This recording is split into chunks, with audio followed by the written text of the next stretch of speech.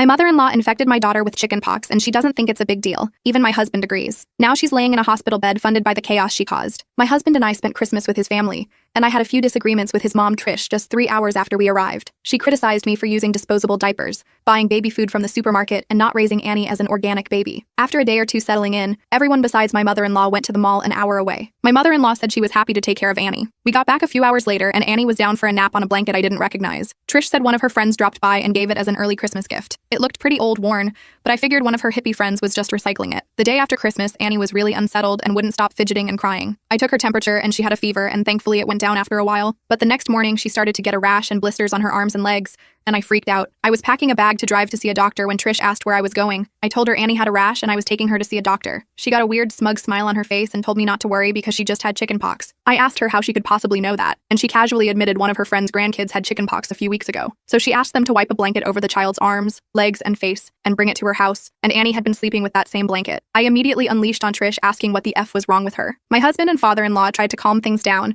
while Trish dug in her heels and said chickenpox was the best and most natural thing for Annie to build up her immunity. We drove to see the doctor, and he confirmed she had it. He said I'll have to cut Annie's nails short and might have to tape socks on her hands while she sleeps, because kids so young can scratch until they bleed, and that will leave scars. On the drive back, my husband started making excuses for Trish, that she was only doing what she thought was best. I couldn't believe he was defending her, and we fought most of the way home until I told him to stop talking to me. I wanted to pull Trish's hair anytime I saw her after that, so I decided it was best to leave their house early. I got up first thing the next morning and started packing our stuff into the car, making sure to put the keys in my pocket because I was going in and out. My husband just had coffee with his parents like nothing was wrong. Annie was still asleep, so I gently belted her in and closed her door when Jack came out and asked if I had everything. I said we were good to go as soon as he was. He said okay, and then took out his key and locked the car, locking Annie in. I asked him what the hell he was doing, and he said we wouldn't be leaving until I apologized to Trish. He said his mom was just doing what was best, that chickenpox doesn't unalive you, and that I was making a bigger deal out of this than I needed to, and making Trish feel bad. I told him he needs to stop being a son and start being a father. He said he would always be Trish's son, so nobody could speak to his mother the way I had the day before, and I needed to apologize to clear the air. I ignored that and asked him to open the car so we could leave. He repeatedly refused, then walked back inside and said he would see me in there when I was acting more reasonable. Well, this idiot probably assumed that because I left my bag on the passenger seat, my keys were in there. Remember I said I put my keys in my pocket? I waited 30 seconds, then just hopped into the car and drove away. My phone blew up with a million calls from him and his parents. A day after I got home, my father-in-law texted saying Trish had come down with shingles and was in the emergency room,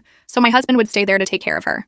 He's been there for the past few weeks, tending to Mama's every whim. I think I'm starting to realize how lucky I am to see the weird relationship with his mommy this early on. The fact that he cares more about Trish than his own daughter speaks volumes. When he eventually comes back, I think we'll have to have a serious talk about our future together.